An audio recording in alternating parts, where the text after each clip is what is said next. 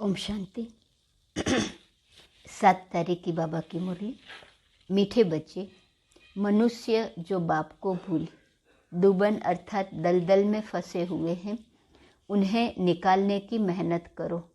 विचार सागर मंथन कर सबको बाप का परिचय दो। प्रश्न: गीता को किस धर्म का शास्त्र कहेंगे? इसमें रहस्य युक्त समझने की बात कौन सी है? उत्तर: गीता शास्त्र है ब्राह्मण देवी देवता धर्म का शास्त्र। ब्राह्मण देवी देवता नमः कहा जाता है। इसे सिर्फ देवता धर्म का शास्त्र नहीं कहेंगे, क्योंकि देवताओं में तो यह ज्ञान है ही नहीं। ब्राह्मण ये गीता का ज्ञान सुनकर देवता बनते हैं, इसलिए ब्राह्मण देवी देवता दोनों का ही ये शास्त्र है। यह कोई हिंदू धर्म का शास्त्र नहीं कहा जाता। यह बहुत समझने की बातें हैं। गीता ज्ञान स्वयं निराकार शिव बाबा तुम्हें सुना रहे हैं, श्री कृष्ण नहीं। गीत: न वह हमसे जुदा होंगे, न हम उनसे जुदा होंगे। ओम शांति। बाबा बच्चों को बैठ समझाते हैं अच्छी तरह से। कौन सा बाप? पारलौकिक बाप। लौकिक बाप को इतने बच्चे नहीं होते। पारलौकिक बाप के इतने बच्चे आत्माएं हैं, जो याद करते रहते हैं, हे पतित पावन सर्व के सदगति दाता, ओ परम पिता परमात्मा। तो पिता कह पुकारते हैं। परम पिता परमात्मा निराकार भगवानु वाच। निराकार परमात्मा तो एक होता है ना, दो नहीं होते। बच्चों की बुद्धि में बैठा कि ऊंचे ते ऊंचा भगवान है। वह कहाँ रहते हैं? जहाँ आत्माएं रहती हैं। ईश्वर, प्रभु, भगवान कहने से सुख का वर्षा लेने की बात नहीं आती। बाप कहने से वर्षा याद आता है, परंतु मनुष्य बाप को नहीं जानते। भारतवासी ड्रामा अनुसार रावण मत पर अपनी दुर्गति करते हैं। तो पहले पहले यह समझाना है कि ब्रह्मा विष्णु शंकर सूक्ष्म शरीरधारी हैं, मनुष्य स्थूल देहधारी है, परंतु स्थूल व सूक्ष्म देहधारी को बाप नहीं कहेंगे। बाप परमपिता परमात्मा निराकार को कहा जाता है। भूल क्या हुई जो दुर्गति हुई? बाप द्वारा सच्ची गीता सुनने से सदगति होती है। तो कोई को भी पहले पहले बाप का परिचय देना है, यह है मूल बात। परंतु कोई की बुद्धि में नहीं बैठता है। तब तो बाबा ने यह पोस्टर छपवाया कि गीता का भगवान श्री कृष्ण बच्चा है या परमपिता परमात्मा। गीता किस धर्म का शास्त्र है? ब्राह्मण देवी देवता धर्म का कहना ठीक है। जैसे क्रिश्चियन का धर्म शास्त्र बाइबल है, ऐसे गीता को सिर्फ देवी देवता धर्म का शास्त्र नहीं कहेंगे जब तक ब्राह्मणों को न मिलाएं। कहते हैं ब्राह्मण देवी देवताए नमः। बाबा ने बताया है देवताओं में ज्ञान है नहीं। वह यह भी नहीं जानते कि गीता कोई हमारे धर्म का शास्त्र है। ज्ञान है ब्राह्मणों को। सिर्फ ब्राह्मण धर्म का भी शास्त्र गीता नहीं कहेंगे, क्योंकि बाप दोनों धर्म की स्थापना करते हैं, इसलिए दोनों धर्म का शास्त्र कहेंगे। वहाँ तो कह देते हिंदू धर्म का शास्त्र है, आर्य का भी कह देते। आर्य समाज दयानंद ने स्थापन किया है। वह भल नया धर्म है, परंतु वह कोई देवी देवता धर्म के नहीं है। मूल बात है गीता का भगवान कौन। गीता में श्री कृष्ण का नाम डाल गीता को खंडित कर दिया है, क्योंकि मेरे से बुद्धि योग टूट गया। गीता में देखो बातें कितनी बताई है, और गीता पाठशाला का मान कितना है। तो अभी देवता और ब्राह्मण धर्म प्रायः लोप है। पुजारी लोग कहते हैं ब्राह्मण देवी देवताए नमः। उन्हों को यह मालूम नहीं है कि ब्राह्मण देवता कैसे बने। यह बतावे कौन? बाप कहते हैं मैं ब्रह्मा मुख वंशावली बनाए देवता बनाता हूँ। तो गीता हो गई ब्राह्मण देवी देवता धर्म का शास्त्र। सिर्फ कहें देवता धर्म का तो लक्ष्मी नारायण में ज्ञान है नहीं। यह बात समझने की है, परंतु समझाए कौन? शिव बाबा सुनाते हैं कि रुद्र ज्ञान यज्ञ से विनाश ज्वाला प्रज्वलित हुई। कहाँ रुद्र यज्ञ, कहाँ श्री कृष्ण, फर्क है। इस ज्ञान यज्ञ के बाद फिर सतयुग में कोई मटीरियल यज्ञ नहीं रचा जाता। अब यज्ञ रचते हैं आफत मिटाने के लिए। वहाँ कोई आफत होती ही नहीं जो यज्ञ रचना पड़े। गीता में रुद्र यज्ञ का भी लिखा है और यह भी लिखा है कि भगवानुवाच। तो गीता में सच है आटे में नमक जितना, बाकी सब झूठ है। अब यह विचार सागर मंथन शिव बाबा नहीं करेंगे, ब्रह्मा और ब्रह्मा कुमार कुमारियों को करना है। इस समय मनुष्य तो एकदम दुबन में फंसे हुए हैं। दुबन से निकलने में बड़ी मेहनत लगती है। तब तो बाप पुकारते हैं, बाप कहते हैं तुमको 5 विकार रूपी रावण पर ही जीत पानी है। फिर सतयुग में तुम जीवात्मा सुख में हो। जो भी सत्संग है वहाँ तुम जाकर पूछ सकते हो, डरने की कोई बात नहीं। सब अंधकार में पड़े हैं, मौत सामने खड़ा है। और कहते हैं अभी तो कलयुग में 40,000 वर्ष पड़े हैं। इसको कहा जाता है घोर अंधियारा। कुंभकर्ण की नींद में सोए पड़े हैं। कहते हैं भक्ति का फल भगवान देते हैं, भगवान सदगति देता है तो दुर्गति में है ना। गीता में अगर शिव परमपिता परमात्मा का नाम होता तो उसको सब मानते। तो बरोबर निराकार ने राजयोग सिखाया था। युद्ध के मैदान की कोई बात नहीं है। युद्ध के मैदान में इतना बड़ा ज्ञान कैसे देंगे, राजयोग कैसे सिखाएंगे। मुख्य धर्म 4 हैं, धर्मशास्त्र भी 4 हैं। अभी तो अनेकानेक धर्म, अनेक शास्त्र, अनेक चित्र हैं। अब बच्चों को बुद्धि में बैठा है कि ऊंचे ते ऊंचा है शिव बाबा, फिर नीचे आओ तो ब्रह्मा विष्णु शंकर, फिर साकार में लक्ष्मी नारायण, फिर उनकी डिनाइस्टी, संगम पर ब्रह्मा सरस्वती। बस रुद्र यज्ञ जब रचते हैं तो शिव का लिंग बनाए पूजा कर फिर डुबो देते हैं। देवियों की भी पूजा कर फिर डुबो देते हैं। तो गुडे गुडियों की पूजा हो गई ना, क्योंकि उनका ऑक्यूपेशन कोई नहीं जानते। उनकी महिमा है पतित पावन। तो कैसे पाप आत्माओं को पावन बनाते हैं। अभी तो तुमको जाग कर जगाना है, अर्थात बाप का परिचय देना है। बाप को जानते नहीं, सिर्फ पैसा कमाते कथा सुनाते रहते हैं। इससे क्या हुआ। तुम विद्युत मंडली में भी जाकर समझाओ, इस लड़ाई में मरना तो सबको जरूर है।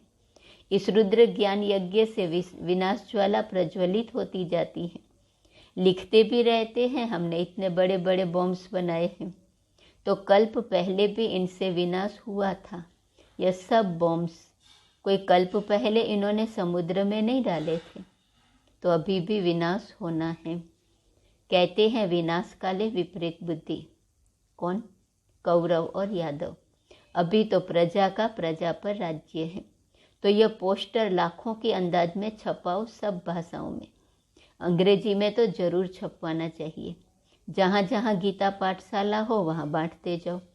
पोस्टर पर एड्रेस भी लिखी हुई हो। बाबा डायरेक्शन तो देते हैं, करना तो बच्चों का ही काम है। लिखा हुआ है शिव बाबा, तो शिव बाबा भी बाप, ब्रह्मा भी बाप। परंतु बच्चों को वर्षा शिव बाबा से मिलना है, न कि ब्रह्मा से। ब्रह्मा को भी उनसे मिलता है। बाबा ने बहुत समझाया है कि गीता मैगजीन में भी पहले पहले बाप का यथार्थ परिचय लिखो, तो जो ब्राह्मण बनने वाले होंगे उनको जट तीर लगेगा। नहीं तो लिया और फेंक दिया। जैसे कोई बंदर को किताब दो तो एकदम फेंक देगा, समझेगा कुछ नहीं। तब बाप कहते हैं कि यह ज्ञान मेरे भक्तों को और गीता पाठियों को देना। उसमें भी जिसके भाग्य में होगा वह समझेंगे। बाप कहते हैं यह तो है ही नर्क। यहाँ जो भी बच्चे आदि पैदा होते हैं, एक दो को दुख देते रहते हैं, एक दो को काटते रहते हैं। बाकी जो गरुड़ पुराण में विषय वैतरणी नदी दिखाई है वह तो है नहीं। यह दुनिया तो नर्क है। तो बच्चे जानते हैं आज नर्कवासी फिर संगमवासी बनते हैं, कल फिर स्वर्गवासी बनेंगे, इसलिए पुरुषार्थ कर रहे हैं। अच्छा, मीठे मीठे सिकी लदे बच्चों प्रति माता पिता बाप दादा का याद प्यार और गुड मॉर्निंग। रूहानी बाप की रूहानी बच्चों को नमस्ते। रूहानी बच्चों की रूहानी बाप को नमस्ते नमस्ते नमस्ते। रात्रि क्लास 23/6/68। ऊंचते ऊंच है एक भगवान माना फादर। किसका फादर? सभी जो आत्माएं हैं उन सभी का। जो भी मनुष्य मात्र हैं उनमें जो आत्माएं हैं उनका है फादर। अभी सभी आत्माएं जो कि पार्ट बजाने आती हैं वह पुनर्जन्म जरूर लेती हैं। कोई बहुत थोड़े लेते हैं, कोई 84 जन्म लेते हैं, कोई 80 और कोई 60। देहधारी जो भी मनुष्य है, बलिए लक्ष्मी नारायण विश्व पर राज्य करने वाले हैं। उस समय न्यू वर्ल्ड में और कोई डिनाइस्टी नहीं थी।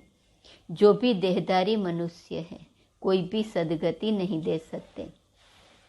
पहले पहले है स्वीट साइलेंस होम, सभी आत्माओं का घर। बाप भी वहाँ रहते हैं। उसको इनकॉर्पोरियल वर्ल्ड कहा जाता है। बाप ऊंचते ऊंच, फिर रहने का स्थान भी ऊंचते ऊंच है।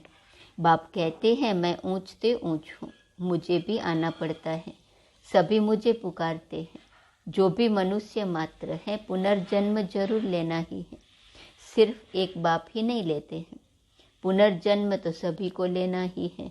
कोई भी धर्म स्थापक हो, बुद्ध अवतार कहते हैं ना, बाप को भी अवतार कहते हैं, उनको भी आना पड़ता है। अभी सभी आत्माएं यहाँ मौजूद हैं, वापस कोई भी जा नहीं सकते। पुनर्जन्म लेते हैं तब तो वृद्धि होती है ना। पुनर्जन्म लेते लेते समय अभी तमो प्रधान है। बाप ही आकर नॉलेज देते हैं। बाप ही नॉलेजफुल है। आदि मध्य अंत की उनमें नॉलेज है। उनको ही नॉलेजफुल ब्लिसफुल कहा जाता है, पीसफुल एवर प्योर। बाकी मनुष्य मात्र प्योर इम्प्योर बनते हैं। ये Lakshmi Narayan DT dynasty first है। इनको ही पूरे 84 जन्म लेने पड़ते हैं। पुनर्जन्म यहाँ ही लेते हैं। फिर अंत में बाप आकर सबको पवित्र बनाकर साथ में ले जाते हैं। बाप को ही लिबरेटर कहा जाता है। इस समय सभी धर्म स्थापक यहाँ हाजिर हैं। बाकी थोड़े हैं जो आते रहते हैं, वृद्धि होती रहती है। सर्व का सदगति दाता एक ही बाप है। शांति धाम व सुखधाम का मालिक बनाते हैं। तुम ही पूरे 84 जन्म लेते हो। तुम जो पहले आए थे वही फिर पहले आएंगे।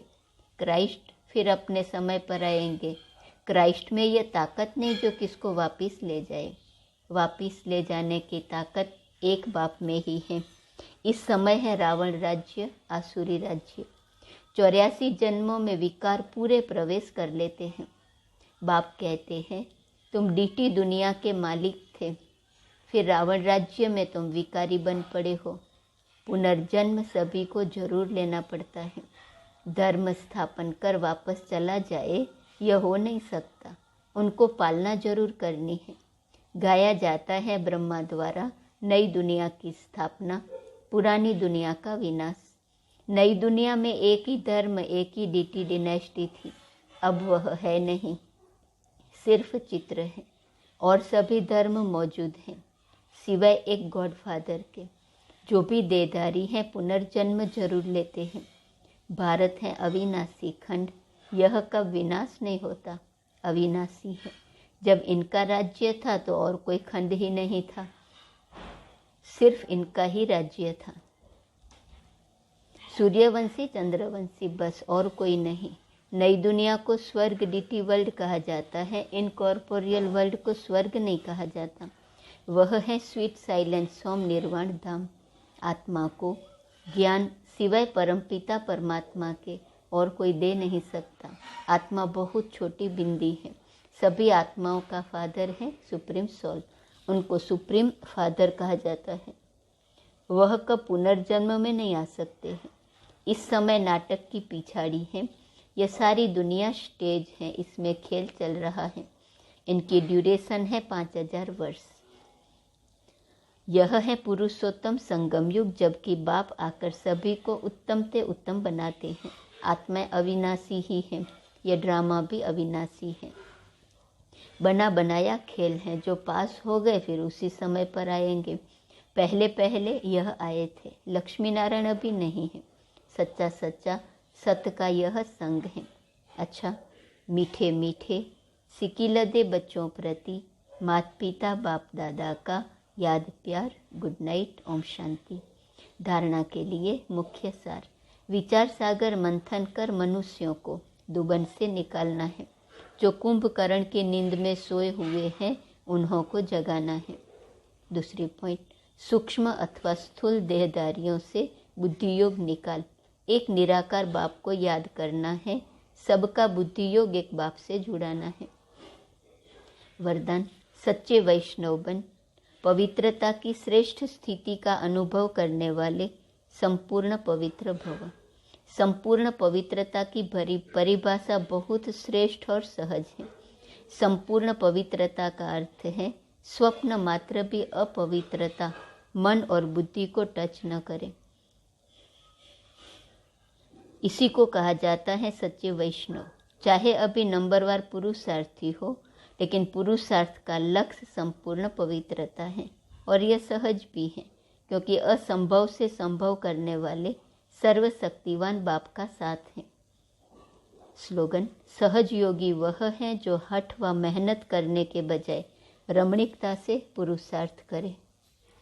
आज का स्वमान, मैं वरदाता हूँ। ओम शांति।